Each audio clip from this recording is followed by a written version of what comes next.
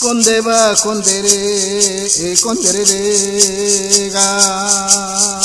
Alerta, alerta Pueblo Ngove. La dirigencia del 12º Congreso General Tradicional, presidido por el honorable presidente, profesor Pedro Nola Flores, y todas sus estructuras, alerta a las organizaciones sociales, populares, gremios sindicales, iglesias Mamatata, sectores estudiantiles, grupos ambientales, grupos solidarios, organizaciones revolucionarios, medios de comunicación, organización de derechos humanos nacionales e internacionales, Comisión Interamericana de Derechos Humanos y dirigentes de base.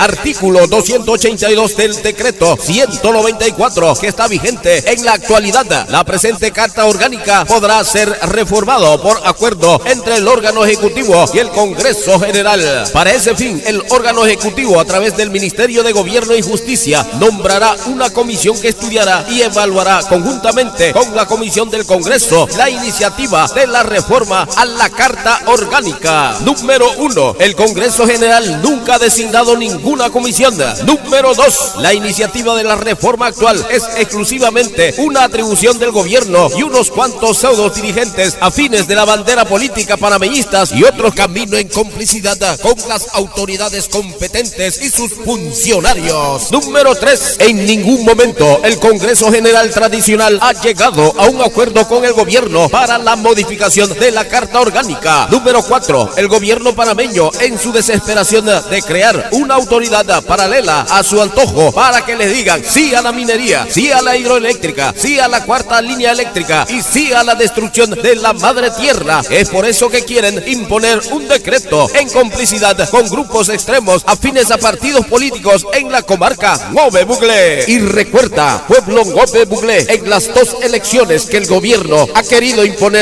han fracasado, y si tratan de hacer una tercera elección también fracasarán. Este es un mensaje del pueblo Ngove Buglé a la nación panameña y entidades internacionales de parte de la dirigencia del 12º Congreso General Tradicional, presidido por el honorable presidente profesor Pedro Nola Flores, y el secretario general del pueblo Ngove Buglé, Liborio Miranda Mironombo Cronombo. Seguiremos informando.